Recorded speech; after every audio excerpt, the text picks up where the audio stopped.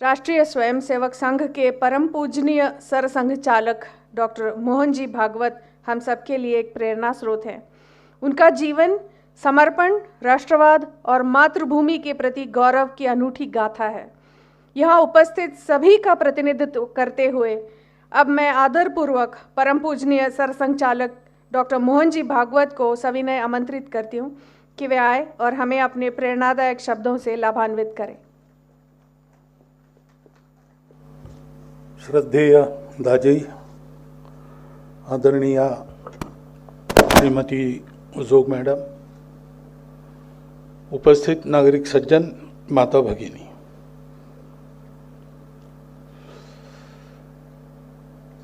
अभी जो अनुभव हम ले रहे थे उससे और फिर से आपको खींचकर धरातल पर लाना,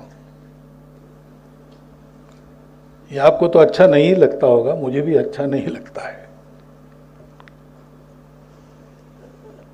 हम में से हर व्यक्ति ऐसे अनुभव के बाद ये चाहने लगता है कि सदा हम इसी में बने रहें।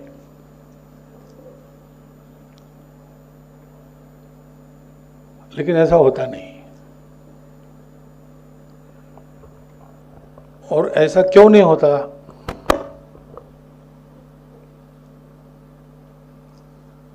इसी का उत्तर मनुष्य खोजता है। सारे जीवन के अनुभवों में से, उथल पुथल में से, प्रत्यक्ष अनुभूति की बात तो कही गई है, लेकिन बिना कुछ प्रयास किए पहला सांस हम लेते हैं और अंतिम सांस छोड़ते हैं। इसके बीच में जो अनुभूति नित्य है वो जगत की है, अपने शरीर मन बुद्धि की है, और वो सबसे प्रबल है।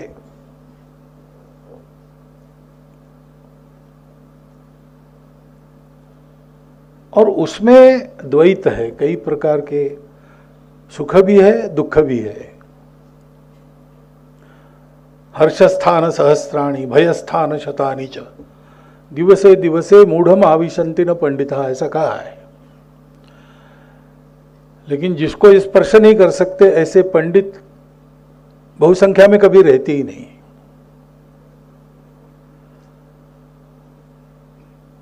लेकिन और दूसरी एक बात है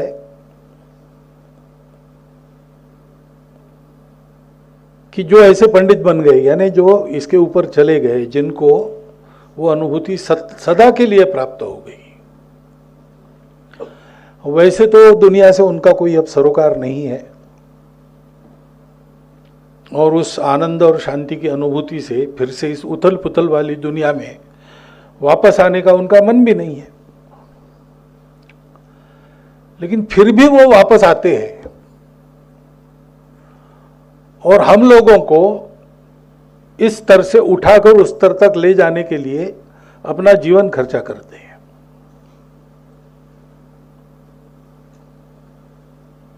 और जब कभी कोई पूछ लेता होगा, पता नहीं कि ये आप क्यों करते हैं, तो तुकाराम महाराज ने उसका उत्तर दिया है एक वाक्य में, बुढ़ती है जन देखवे ना डोळा।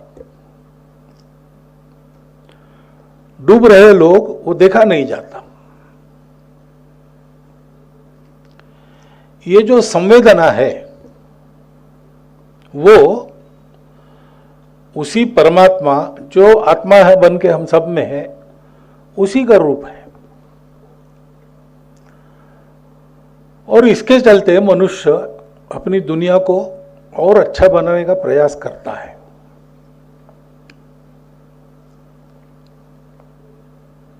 तो स्वाभाविक मनुष्य को यह प्रश्न होता है कि दुनिया और अच्छी कैसे बने। ये दुनिया का मतलब मेरा शरीर मन बुद्धि, ये भी एक दुनिया है।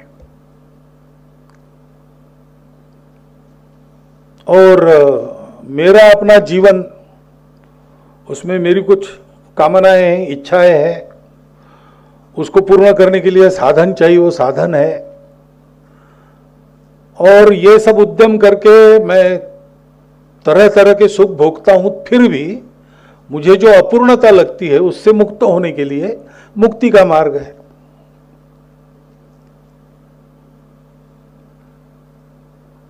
और मैं एक व्यक्ति हूं,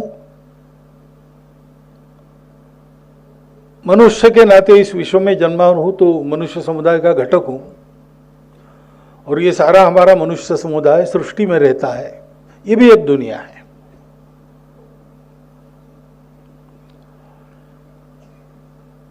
गत 2000 वर्षों में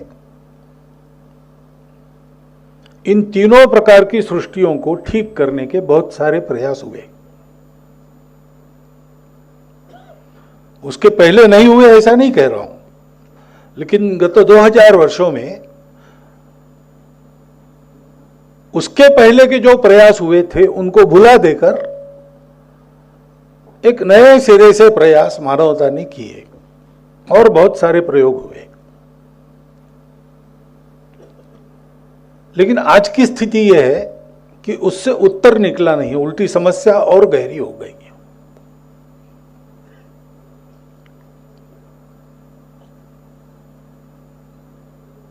इसके कारण में जब जाते हैं तो ध्यान में आता है कि सृष्टि में जो दिखता है बाहर देखने वाली हमारी इंद्रियों से, जो हम देख सकते हैं, अनुभव कर सकते हैं, या जैसे दाजी ने कहा कि मेजरेबल जो है, टेंजिबल जो है, उन सब के बारे में सब प्रकार के प्रयोग हमने कर लिए।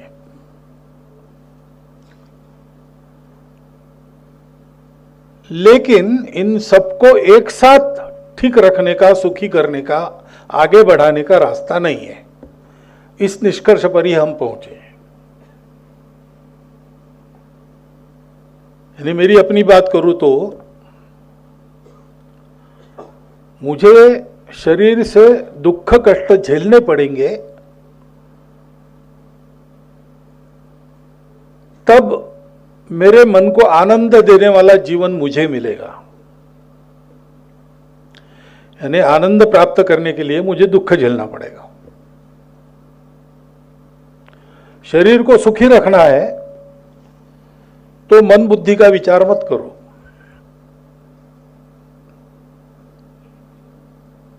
नौकरी करो, डांट पड़ेगी, साहब डांटेंगे, कारण होगा नहीं होगा, घर में पत्नी से झगड़ा हो गया इसलिए ऑफिस में हमको डांटेंगे, ये सब जानते हुए भी सहन करो भाई, नौकरी करनी है। चाहे जब छुट्टी नहीं मिलेगी, लेकिन मुंडी नीचे डाल के नौकरी करो तो पैसा मिलेगा। नहीं, ये मन का अपमान सहन नहीं होता तो अभाव में रहना सीखो। बुद्धि का सुख चाहिए तो ये दोनों भूल जाओ।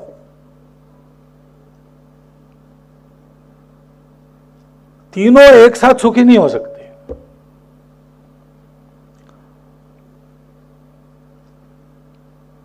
परिवार को सुख मिलता है तो हमको आनंद होता है, परिवार दुखी है तो हम दुखी होते। परिवार को सुखी रखने के लिए सुबह 6 बजे से लेकर रात को 12 बजे तक हम परिश्रम करते हैं, स्वयं दुख भोगते हैं।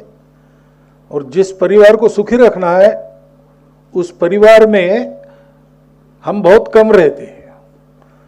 कभी कभी ऐसा कहते हैं कि बच्चे पूछते हैं जिस दिन दुकान को छुट्टी रहती है उस दिन माताजी को कि नया आदमी कौन आया घर में, ऐसा। तो तीनों का सुख एक साथ नहीं मिलता है। और जो सुख है ऐसा हम कहते हैं वो शाश्वत नहीं है। पैसा कमाया, भरपूर कमाया, लेकिन जाने में समय नहीं लगता। पैसा वगैरह भरपूर कमाया, लेकिन कोई ऐसी व्याधि हो गई कि वो सारी टेस्ट ही चली गई। दुख, वियोग हो जाते, मृत्यु हो जाते, अपघात हो जाते हैं। अब अपने आप को ठीक रखने के लिए हमने प्रयास किया, जो वर्षा हुई तो कहीं से मिट्टी का ढेर आया, हम सबको बहा ले गया, मार दे गया।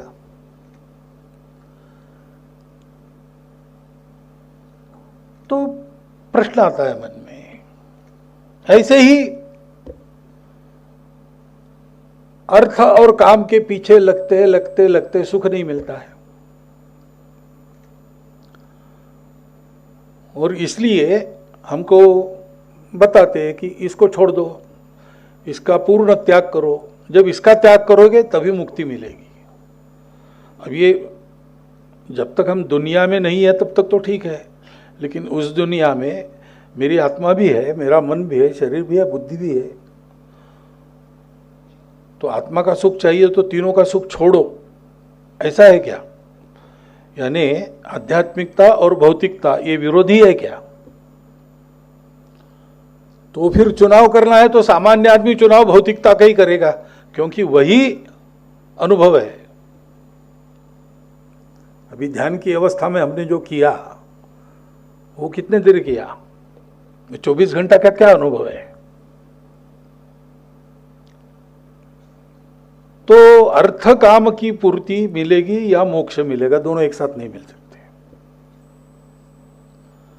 और ऐसे ही मुझे बड़ा होना है तो समाज के सर पर पैर देखे ही आगे भागना पड़ता है, और समाज को ठीक रखना है तो व्यक्तियों को जगड़ना पड़ता है।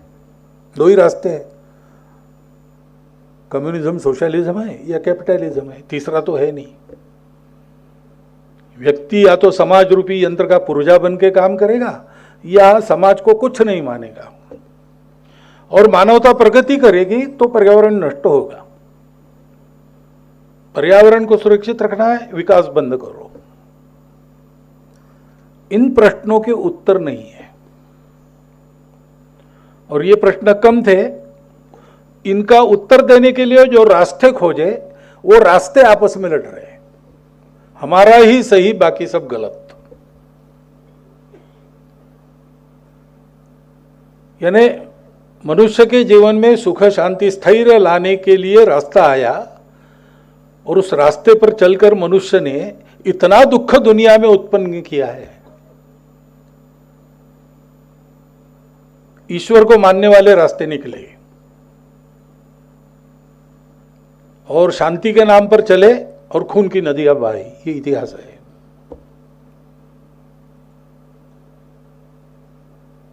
प्रेम के नाम पर चले, छल कपट कर रहे हैं, ये इतिहास है।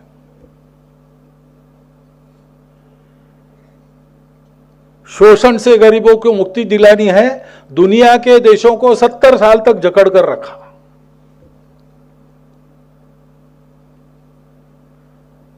और मुक्त और स्वतंत्र जीवन का पुरस्कार करना है, लेकिन सबकी आर्थिक व्यवस्था पर मेरा डंडा चलना चाहिए, ऐसा भी है। तो चले थे कहां जाने के लिए, पहुंचे कहां?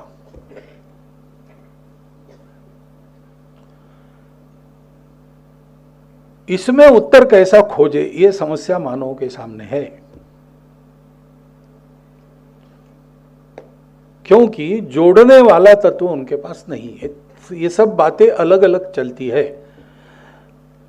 विज्ञान बताता है सब अलग अलग है, एकता है नहीं। विज्ञान बहुत आगे जाता है, लेकिन उसकी गति से हम भागते नहीं। तो आइंस्टाइन जब पैदा हुए और उनकी थियरी जब आई, तब हम लोग न्यूटन के नियमों पर चल रहे थे। अब आइंस्टाइन के नियमों को पकड़ा है, लेकिन दुनिया आइंस्टाइन विज्ञान की दुनिया उससे भी आगे चली गई है। तो इसका उत्तर क्या है, ये समस्या रहती है।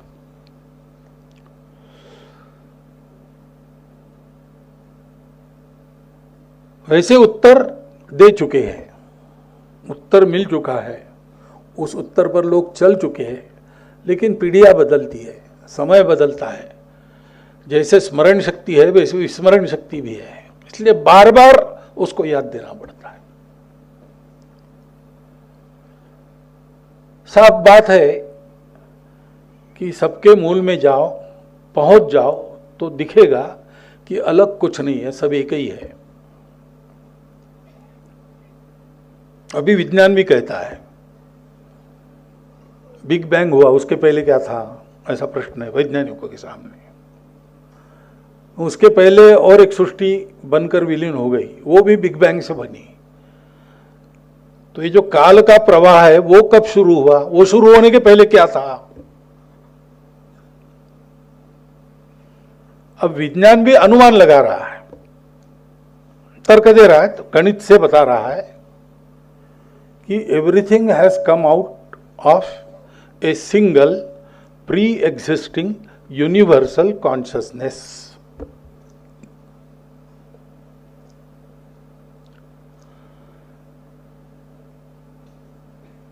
अब वैज्ञानिक उसको ये नाम देंगे लंबा चौड़ा, सामान्य आदमी उसको भगवान कहेगा, गॉड कहेगा, अल्लाह कहेगा, जो कुछ कहना है। और उसको प्राप्त करने के ये विज्ञान अगर इस पर पक्का हो गया तो विज्ञान सहित अनेक रास्ते हो गए।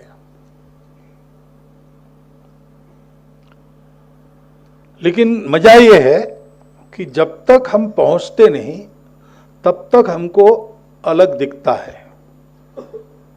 और जहां मैं हूं वही सही है ऐसा भी लगता है।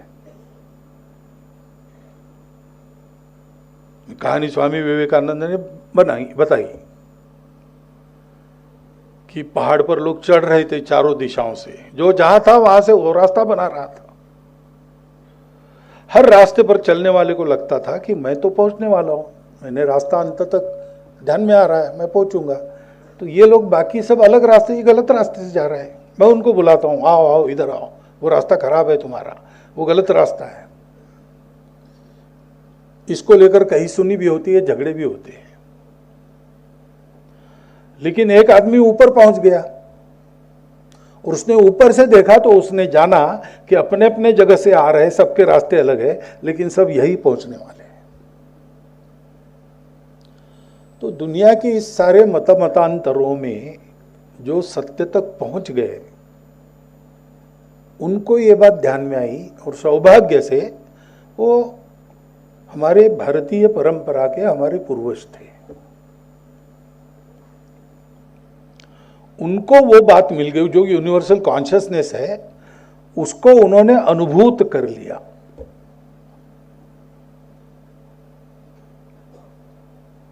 और इसलिए उन्होंने एक ऐसा समाज बनाया, ऐसा देश बनाया, जिसका कर्तव्य ही है दुनिया में समाज के नाते, देश के नाते, राष्ट्र के नाते टिके रहना, समर्थ रहना, संपन्न रहना, और संपूर्ण दुनिया को यह बताना कि भाई अपने अपने रास्ते से चलो, आपस में झगड़ा मत करो, पहुंचने वाले सब वही है। रुचि नाम वैचित्र्यात् रुजु कुटिल नाना पथयुता नृणाम एको गम्यस्त्वमसि भयसाम अर्णमयुवा। रुचि भेद के अनुसार, अपने अपने स्थिति के अनुसार रास्ते अलग अलग होते हैं, दर्शन भी अलग अलग होता है, लेकिन वस्तु तो एक ही है। और इसलिए इन भेदों को भेद न मानते हुए आपस में समन्वय रखकर मिलजुल कर चलो। और इसलिए गुरुदेव जब कहते हैं one religion, one God, one humanity, तो वो भारत के सनातन आत्मा की पुकार उनके मुख से बोलती है। और आज समय आ गया है कि इस ओर सारी दुनिया बढ़े, उसके लिए भारत तैयार हो। और इसलिए इन बातों का विचार ये हमको करना है। केवल विचार करके काम नहीं होगा, क्योंकि चिंतन के साथ अनुभूति चाहिए। विचार किया, तर्क किया, अनुमान किया, लेकिन वैसा है कि नहीं ये प्रत्यक्ष देखना है। हमारी परंपरा ये भी है, हमारे यहां फेथ नहीं है। हमारे यहां यह बताया गया है कि हमने ऐसा किया, हमको ये मिला, तुम करके देखो। जो बताता है उसकी स्वयं की अनुभूति है, इसलिए वो पक्का है, पूर्ण आत्मविश्वास से कहता है कि मैंने देखा है और मैंने जैसा किया वैसा तुम करो, तुम्हें भी दिखेगा। लेकिन बिना देखे विश्वास मत करो, अनुभूति प्रमाण ये सर्वोच्च है। तू कहता है कागज लेखी, मैं कहता हूं आखन देखी। तो ये आखन देखी तक जाना पड़ेगा भारतवासियों को। सबके सब 140 करोड़ नहीं जाएंगे, लेकिन प्रयासरत सब रहेंगे। इसलिए अपने देश की परंपरा में हमारा परम लक्ष्य क्या है?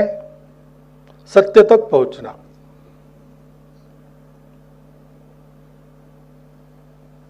उसके रास्ते हैं सब, रास्तों का विरोध नहीं है, लेकिन रास्तों में आपस में विरोध भी नहीं होना चाहिए। विरोध जो होता है वो अज्ञान के कारण होता है। तो जब ये कहा जाता है गुरुदेव के द्वारा कि वन रिलीजन, तो कभी कभी ये कंफ्यूजन हो सकता है कि वन रिलीजन तो सो कॉल्ड इस्लाम के मानने वाले भी कहते हैं इसी में आ जाओ सब लोग, ईसाई भी कहते हैं। हमको ये नहीं कहना है, क्योंकि रिलीजन शब्द का अर्थ गुरुदेव जो करते हैं वो क्या कहते हैं अंग्रेजी में मिला, we must make clear however the meaning of religion, for no term is liable to be more misunderstood. By religion we mean the direct first-hand relationship of man and God, and not any unsystematized and uncriticized methods of belief and practice. If there is a uniqueness about the relationship of man and God, such uniqueness must subsist wherever man exists. Hence, there is no meaning in saying that this uniqueness is exhibited in any one form of religion more than any other. Religion thus stands at the top of all religions. सब रिलीजनों के sir पर खड़ा जो मूल है, सब रिलीजनों के अंदर जो रिलीजन की आत्मा है, we may even say that it is immanent in its various forms. Religion is for all humanity. Its manifestations are for different races and climes. तो रिलीजन और मैनिफेस्टेशन, उसमें उन्होंने फर्क किया है। ये रास्ते मैनिफेस्टेशन से।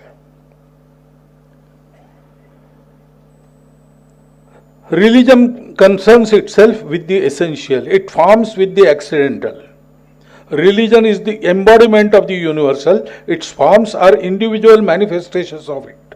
The relation of the one and the many is nowhere better exhibited than in relation of religion and its various forms. अब इस बात को समझना हो तो भारतवर्ष पर दृष्टि रखिए। यहां अनेक रास्ते हैं, पहले से है, सब भारत से ही निकले हैं, और बृहस्पति के चारवाक दर्शन से लेकर तो सगुण भक्ति तक सब प्रकार है। वेदों को मानने वाले से लेकर तो वेदों की निंदा करने वाले तक के सब प्रकार है।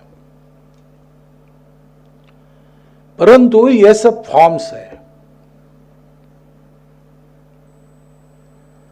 आप देखेंगे तो आपको ध्यान में आएगा कि ये सारे अलग अलग रास्ते, क्वचित परस्पर विरोधी बनने वाले रास्ते भी अपने आप को एक चौखट के अनुशासन में बिठा रहे हैं। 4 शब्दों में उसका वर्णन किया जा सकता है: सत्य, करुणा, शुचिता, तपस। तपस पहले आता है, उससे बाकी बातें निकलती है।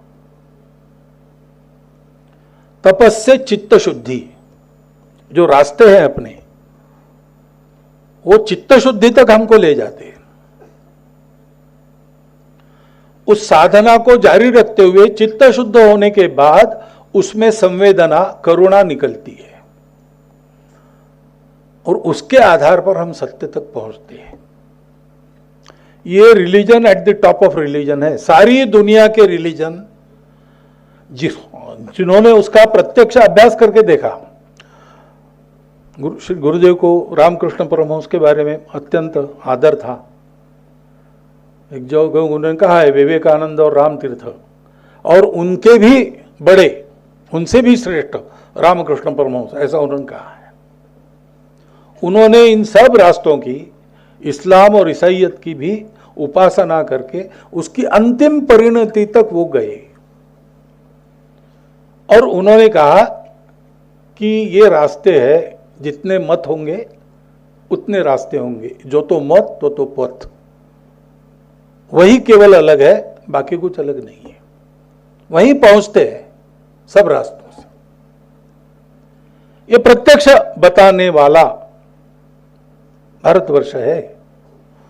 ये प्रत्यक्ष बताने वाले पूर्व में भी थे, जब हमने वो प्रसिद्ध श्लोक कहा, यम ब्रह्मा वरुणेन्द्र रुद्रमरुतस्तुन्वन्ति दिव्यैस्तवैर वेद सांग पद क्रमोपनिषदं गायन्ति सामगा या ध्यानावस्थित तद्गतेन मनसा पश्यन्ति यम योगिनो।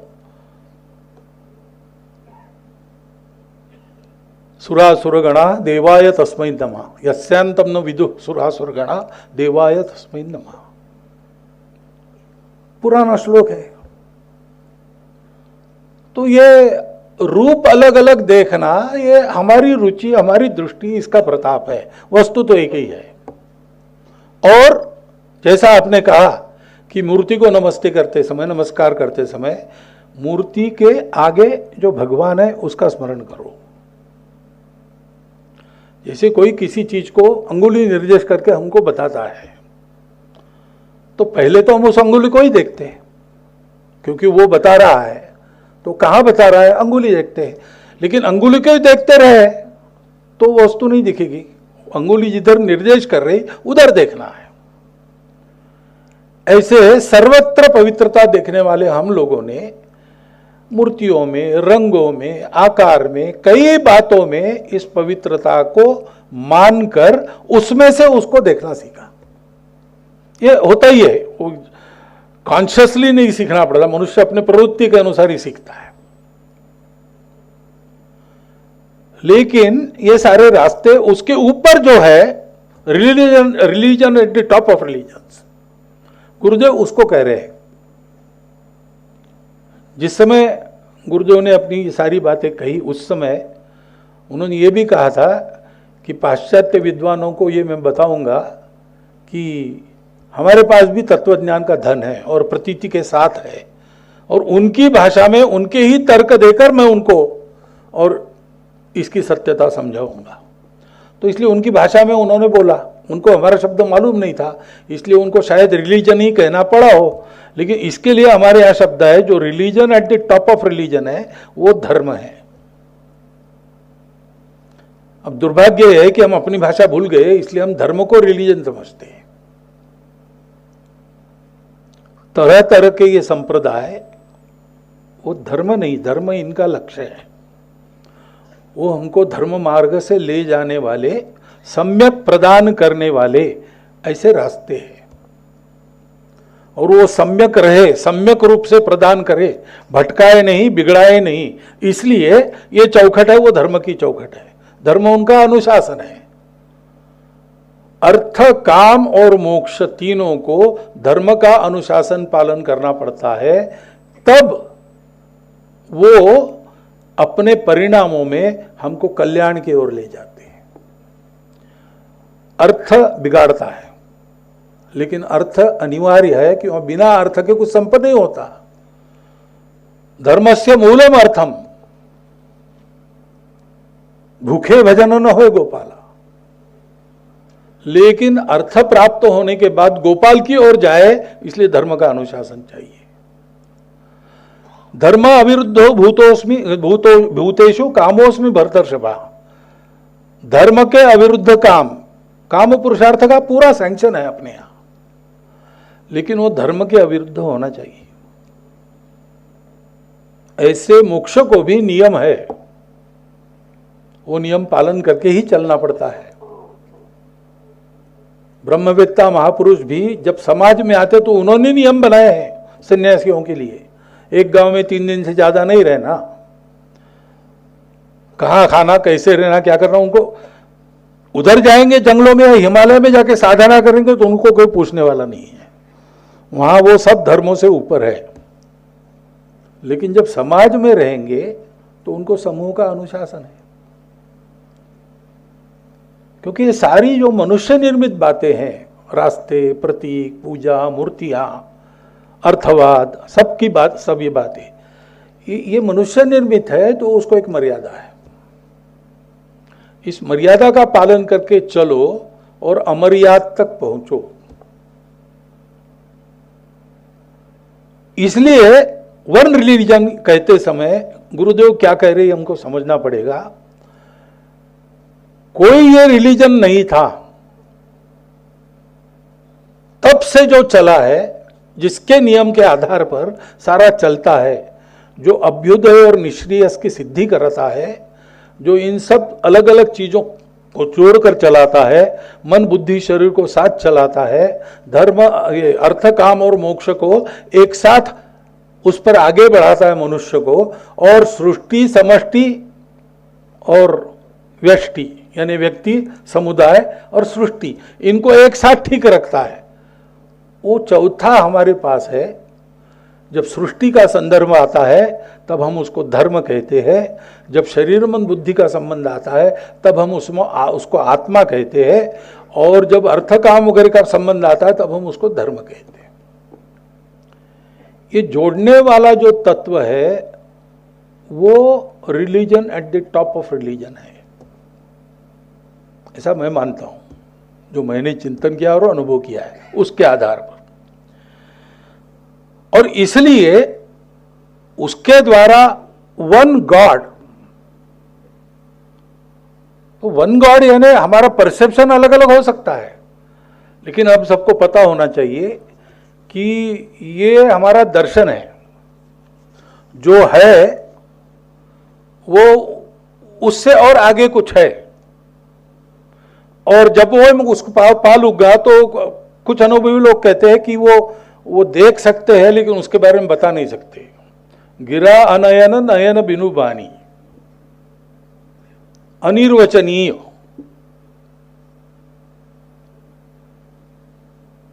तो उसके आधार पर इस सारी दुनिया को हमको लाना है, उसके लिए चलना है। कैसे चलना, तो गुरुदेव ने उसके बारे में कहा है, अनुभूति चाहिए और फिलॉसफी चाहिए। We have said that religion, to deserve its high function, must be criticized and systematized religion. Herein comes in the aid which philosophy can give to it. Religion has to steer itself clear of the Scylla and Charybdis that surround it on both sides. ये सिल्ला और चैरिब्डिस क्या है, तो एक दंतकथा ऐसी है कि समुद्र में जाते समय भूमध्य सागर में से और एक राक्षसी सिल्ला है, वो चबा जाती है जहाज़ों को, दूसरी राक्षसी दूसरे तरफ है, वो पानी में खींच लेती है। सिल्ला से बचेंगे तो चैरिब्डिस पकड़ेगी, चैरिब्डिस से बचना चाहेंगे सिल्ला खा जाएगी। तो वो राक्षसी है कि नहीं पता नहीं। ऐसा भी कहते हैं कि एक तरफ ऊंची ऊंची बड़ी धार वाली चट्टानें हैं, उस पर जहाज़ों के टुकड़े होते, दूसरी तरफ झुक जाए तो उधर एक बड़ा भंवर है सागर में, ऐसा एक स्थान है वहां पे, उसको लेके कहा है। परंतु इन दोनों खतरों से बचकर विचार होना चाहिए। Religion has to steer itself clear of the Scylla and Charybdis that surround it on both sides, for on the one hand there is danger of superstition which is unworthy view of God. On the other, there is skepticism, which is denial of God. True religion has to steer itself clear of both these dangers, and it is only the helm of philosophy which can steer it straight to a safe and happy haven. ऐसा ले जाना पड़ेगा, ऐसा ले जाना तो भगवान ने कहा है, न बुद्धिवेदम जनयेत अज्ञानाम कर्म संगिनाम। तो लोगों में ये सारी बातें दिखती है, उससे उनको बाहर तो लाना है, लेकिन बाहर लाते समय वो अश्रद्धा न बने, और अश्रद्धा न बने इसलिए उन्हीं अंधश्रद्धाओं में फंसे रहे। इन दोनों को टाल के उनको बाहर लाना है, तो फिर चिंतन करना पड़ता है, फिलॉसफी चाहिए। हम देखते जो कट्टरपन है उस कट्टरपन का कारण आज सुबह भी कहा, कहीं आस्था विहीन चिंतन है, कहीं चिंतन विहीन आस्था है। सामान्यतः अपने भारतीय पंथ संप्रदायों में जो मूल कल्पना है वो इन दोनों को टालकर आस्था सहित चिंतन, चिंतन सहित आस्था ऐसे चलने की है। हम आत्मविस्मृत हो गए, हमने उसको विकृत कर दिया, वो बात अलग है। लेकिन मूल ये बात नहीं है, क्योंकि सब साक्षात्कारी महापुरुष थे और आज भी है। हमारा भाग्य है आज के समय में दुनिया के बाकी लोगों में वो चिंतन तो है, उनके मूल में भी साक्षात्कारी महापुरुष थे, लेकिन आज उनके पास अनुभूति वाला कोई नहीं है। हमारा सौभाग्य है आज हमको अनुभूति जिनके पास है ऐसे लोग मिलते हैं, और वो अनुभूति हमको कराने में भी वो समर्थ है। जो बात कही गई अजी के द्वारा कि इनको सबको एक साइंटिफिक एविडेंस के नाते इनका परीक्षण करके उसका डॉक्यूमेंटेशन करना चाहिए वगैरह, वो है हमारे पास और ये हो सकता है। उसके आचार्य है, उनको अनुभूति है, वो बताते हैं, हम देखते हैं। और इसलिए हमको इस प्रकार सामान्य लोगों में भी धीरे धीरे श्रद्धा के साथ विचार जुड़ जाए। वास्तव में श्रद्धा कभी अंध नहीं होती, क्योंकि श्रद्धा में दो शब्द है, श्रत और धा, परिश्रम करके धारण किया है। वो परिश्रम चिंतन का ही होता है। ठोक बजा के देखा, सत्य है ऐसा लगा, पूर्णता तक नहीं पहुंचा हूं लेकिन पक्का है इस मार्ग से जाऊंगा। हाइपोथेसिस इसे ही कहते हैं ना। एक हाइपोथेसिस गुरुदेव का शब्द है, हाइपोथेसिस लेकर प्रयोग होता है। हमारे यहां यही कहा गया है, पुराणम इत्येव न साधु सर्वम न चापि काव्यम नवम इति अवध्यम संतः परीक्षान्यतरत भजन्ते मूढ़ पर प्रत्ययनी बुद्धि। तो ऐसा परिश्रम ये अपने देश में होना पड़ेगा, इसकी आवश्यकता है। प्रयास भी बहुत सारी शुरू है।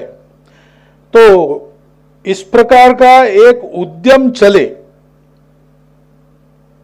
और ये संघर्ष समाप्त हो, तभी समाप्त होगा, नहीं तो झगड़ा ही है।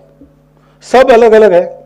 अगर सब अलग अलग है तो स्पर्धा है, स्ट्रगल फॉर एग्जिस्टेंस है और सर्वाइवल ऑफ द फिटेस्ट है। इसका मतलब everyone for himself, they will take the hindmost. ये सीधी बात है। जब तक उस एक को हम नहीं करते, साक्षात करने का प्रयास सब लोग नहीं करते, तब तक ये बात चलती रहेगी। और इसलिए गुरुदेव ने कहा है, the problem of finding the universal in the midst of particulars, the unchanging in the midst of change has attracted the attention of every man of vision, whether he be philosopher or prince. और कहते हैं कि unquestionably the search after God remains the highest problem even today, and the philosophical jurisdiction of our spiritual life is as necessary today as it was hundreds of years ago. बीच में वैज्ञानिक प्रगति के कारण मनुष्य का जो अहंकार बढ़ गया, उसमें ऐसी कई बातें आ गई जिसने श्रद्धा को खंडन करने का भी काम किया है। यानी बंगाल में भी ऐसी स्थिति आई थी रामकृष्ण परमहंस के समय कि कॉलेज में पढ़ने वाले तरुण दक्षिणेश्वर में जगतधात्री की मूर्ति के सामने जाके सिगरेट पीते हुए hello miss Kali, how are you doing, ऐसा करते थे अपने ही देश के लोग। तो ठीक है, मूर्ति में परमेश्वर नहीं है, लेकिन मूर्ति में से परमेश्वर देखा जा सकता है, ये तो है। तो यहां तक स्थिति आ गई थी कि अपना जो कुछ है वो सब बेकार है, जो विज्ञान का है वही ठीक है। और दूसरा भी एक्सट्रीम था, विज्ञान में कुछ पड़ा नहीं, जो अपना है वही ठीक है। वास्तव में साइंस और स्पिरिचुअलिटी ये दुश्मन होने का कोई कारण नहीं है। इसके बारे में गुरुजी ने भी बहुत कहा है। साइंटिफिक स्पिरिट है, वो साइंस में भी काम करता है, अध्यात्म में भी काम करता है। विवेकानंद पूछते थे कि आप बता बहुत रहे हैं, लेकिन आपने देखा है क्या भगवान को? रविन्द्रनाथ के पिताजी देवेंद्रनाथ ठाकुर उनके पास गए, वो बताने लगे भगवान, उनका आपने देखा है क्या, बताओ। तो वो चमक गए एकदम ये प्रश्न सुन के। तो उन्होंने देखा विवेकानंद को गौर से और कहा, तुम्हारी आंखें कुछ अलग है। और कहा नहीं नहीं, आप ये बताओ भगवान को देखा है कि नहीं। तो तुम बड़े मनस्वी, तो वो आप सीधा क्यों नहीं बताते, देखा है कि नहीं देखा है? तो फिर उन्होंने कहा नहीं, मैंने नहीं देखा, लेकिन तुम देखना चाहते हो तो तुम जाओ दक्षिणेश्वर, शायद वहां तुमको उत्तर मिलेगा। और विवेकानंद ने रामकृष्ण परमहंस को यही पूछा, तो उनको एक आत्मविश्वास भरा उत्तर मिला। चौथी भी नहीं पढ़े थे रामकृष्ण परमहंस, एक सामान्य पुजारी थे और पागल से लगते थे लोगों को। उन्होंने कहा बिल्कुल देखा है, तुमको जैसा देख रहा हूं वैसे देखता हूं, तुमसे जैसी बात करता हूं उससे अधिक स्पष्ट बात उनसे करता हूं, और तुम मेरे बताए रास्ते पर चलोगे तो तुम भी देखोगे। और मृत्युशैया पर रामकृष्ण परमहंस थे, तब तक परीक्षा लेकर विवेकानंद ने उनको स्वीकार किया है। तो ये जो हमारी परंपरा है उससे कोई अंधश्रद्धा नहीं उत्पन्न होती, लेकिन हमने उसको छोड़ दिया। जैसा दादी ने कहा कि क्यों पिताजी कहते थे, दादाजी कहते थे, नानी जी कहती थी, इसमें भी कोई बुरी बात नहीं है। आप तो वाक्य एक, वो भी एक प्रमाण का प्रकार है, परंतु वो प्रमाण जांच करनी पड़ती है। उन्होंने बताया इसलिए ठीक है, लेकिन उन्होंने जो बताया वो मैंने भी अनुभव किया, ये होना चाहिए। और इसलिए इस प्रकार की बातों पर चलना चाहिए, ऐसा गुरुदेव का कहना था। साफ साफ उन्होंने कहा है, we do not want India to imitate इधर फ्रांस और अमेरिका। France with its failing birth rate, its frivolous immoral capital, its denuded farms and dying commerce. America, sordid and soulless, immersed in money making, a slave of mammon, and forced to mimic the culture of the very against which it revolted. उस समय उन्होंने कहा है, ये वो 26 साल के थे तब लिखा है, 1912 की बात है। कोई एक मिस्टर हरदयाल थे, उन्होंने बहुत सारी बातें लिखी भारतीय तत्वज्ञान के बारे में, उसका उत्तर देने वाला उनका लेख है, उसमें उन्होंने लिखा है। और आज ये प्रत्यक्ष अनुभव में आता है अपने लोगों के, जवान पीढ़ी वहां जाती है वो भी अनुभव करती है कि ये सब लोग अब लड़खड़ा रहे, इनको रास्ता नहीं मिल रहा। तो हमको रास्ता देना है तो उसी प्रकार का देना पड़ेगा, जो पुरातन में जो कुछ प्रमाणित है, अनुभूत है, उसको तर्क के आधार पर मंडन करते हुए ताकि स्वीकार हो, और नए में से जो कुछ लेने लायक आता है उसको लेके सिल्ला और चैरिप्टिस दोनों को टाल के ऐसा चलना पड़ेगा। तब हम दुनिया को रास्ता दिखा सकेंगे। और इसके लिए कितना बड़ा जन जागरण आवश्यक है, कैसे कैसे लोगों को बताकर लाना पड़ेगा। तो ये कोई इक्के दुक्के का काम नहीं। महापुरुष आते हैं जाते हैं, लेकिन उनका बताया हुआ रास्ता अपने अनुभूति में लाकर उसको जीवित रखना, आगे चलाना, इसके लिए ये चिंतन अपना भी चाहिए। उस चिंतन की अनुभूति प्राप्त हो ऐसा प्रयास अपना भी चाहिए। स्वल्पमल्पस्य धर्मस्य, ये हम सबके आचरण में चाहिए। और एक बुद्धि चाहिए कि क्योंकि गुरुदेव जैसे लोगों ने कहा है कि सब एक है, तो सब एक है, उसका अनुभव लेने का मैं प्रयास करता हूं। और वो अनुभव जैसे जैसे आता वैसे अधिक बताऊंगा, लेकिन सबको बताऊंगा कि इस पर चलो, ऐसा रहो, उसके लिए सद्गुणों को बढ़ाओ, दुर्गुणों का निर्देश। भारतवर्ष का एक जीवन खड़ा होना पड़ेगा। एक समय में भारतवर्ष के लोगों की कीर्ति थी। हमारे लोग यहां से बाहर गए, एक एक देश में उन्होंने जो किया है, आज भी हम लोग वहां जाते हैं, भारत से आते हैं तो नमस्कार करते हैं। चीन में गए, डॉक्टर सुब्रमण्यम स्वामी ने बताया उनका अनुभव। तो वहाँ एक मंदिर देखा, शिंतो मंदिर, चीन में भी एक था, वो जापान का है, चीन में कैसा देखने के लिए गए। तो वहाँ बहुत सारे चीनी लोग भी आए थे, ये भी गए अंदर, वो मोमबत्ती जलाना, अगरबत्ती जलाना करके वापस आ रहे थे। एक चीनी महिला आई, उन्होंने उनको देखा, हिंदू, यानी हिंदू, हिंदुस्तान से, उन्होंने कहा यस, उसने चरण स्पर्श किया। क्यों? क्योंकि जो हिंदू वहां गए थे पहले कभी, उनके बारे में जो धारणा थी उसका परिणाम आज भी है। आज हमारे लोग वहां जाते हैं अथवा वे लोग यहां आते हैं, तब उनको क्या अनुभूति होती है। और मैं तो ठीक था भाई, ये बाकी लोगों ने किया, ऐसा हम टाल नहीं सकते, क्योंकि पूरा समाज हम एक है। इस समाज का वातावरण ऐसा रखना हमारा दायित्व है। इस समाज की जो परंपरागत साधनाएं जो सत्य तक पहुंचाती चलती आई है, उनको उनकी प्रैक्टिस में जीवित रखना और उसके एक्सपीरियंस में हमको जीवित रखना, ये हमारा काम है। कुछ ना कुछ उपासना, कुछ ना कुछ संस्कार, उसके आधार पर जीवन में बदल, उसके आधार पर इस बात को जानना।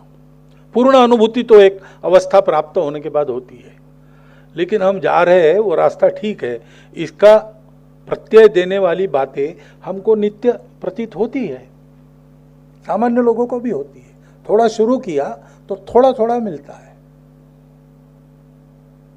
फायदा क्या होता है इसकी बात नहीं कर रहा हूं मैं। जो अपने में परिवर्तन आता है उसके चलते अपने करने में, अपने बोलने में, अपने चलने में जो एक उन्नति दिखती है, उसके परिणाम दिखते हैं, वो प्रतीति सबको आती है। सबको उस मार्ग पर बढ़ना पड़ेगा। और गुरुदेव का ये सपना, क्योंकि गुरुदेव का केवल सपना नहीं है, ये हमारे पूर्वजों का सनातन काल से सपना है। और वो सपना अपने देश का अहंकार सारी दुनिया में और बताने के लिए नहीं है। तो एक सत्य हमारे पास है जो सबके जीवन में सुख, शांति, स्थैर्य प्रदान कर सकता है। और सब में हम है और हम सब में है, हम में सब है, ये प्रतीति हमारी है। अगर ये है तो ये हमारी स्वाभाविक बात बनती है कि हम सबको अच्छा बनावे। हमने ये किया है। जब यातायात के साधन नहीं थे तब मेक्सिको से साइबेरिया तक और इंडोनेशिया से वहां अलास्का तक हमारे पूर्वज पहुंचे, और जहां गए वहां किसी को लूटा नहीं, किसी का राज्य बर्बाद नहीं किया, सबको सभ्यता दी, सबको शास्त्र दिए, गणित दिया, विज्ञान दिया, आयुर्वेद दिया। इसलिए तो हमारी प्रतिष्ठा है। वो सब हम करेंगे तो दुनिया में भारत का नाम होगा। दुनिया में भारत का नाम किस लिए होगा? मिलिटरीली स्ट्रांग हमारे पहले भी बहुत हो गए, इकोनॉमिकली स्ट्रांग हमारे पहले भी बहुत हो गए, इसमें कोई बड़ी बात नहीं है। लेकिन दुनिया में किसी ने अब तक किया नहीं, हम करते रहे हैं, ऐसा यही काम है।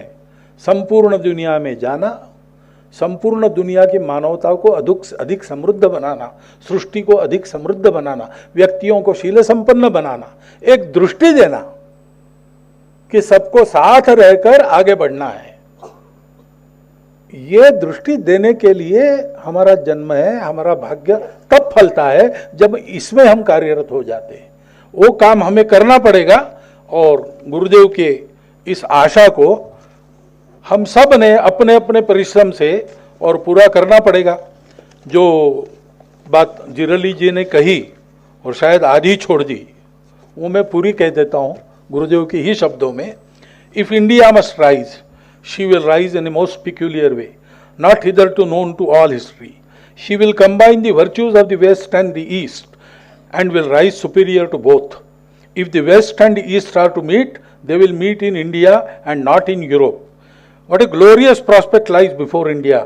I see India flinging away superstition, sloth and intellectual inertia. I see her taking up the scientific spirit and the energy of Europe. I see her assimilating the excellences of both the East and the West and rising in the scale of modern nations, preserving all the while the integrity and pristine purity of her spiritual self. Bharat के नवोत्थान के उद्यम को प्रारंभ जब हुआ, उद्यम के प्रारंभ काल से जो जो दृष्टा मनीषी हमको मिले हैं, उन सब ने अलग अलग शब्दों में इसी बात को कहा है। ये हमारे लिए एक मार्ग संकेत है, उसको प्रमाण मानकर हम अपना पुरुषार्थ करें, इतनी एक विनंती आपके सामने रखता हूं। और मैं तो अधिकारी नहीं हूं ऐसी बातों को बोलने का, तो क्योंकि अनुभूति संपन्न व्यक्ति यहां बैठे हैं, आप में से बहुत लोग साधक हैं, उनका अधिकार मैं इसमें ज़्यादा मानता हूं। परंतु देश में घूमता हूं और परिस्थिति ध्यान में आती है, और कुछ कुछ मैं भी पढ़ता हूं, अपने पूर्व सूर्यों ने जो कहा है उसके आधार पर जो मन में आता है आपके सामने रख दिया है।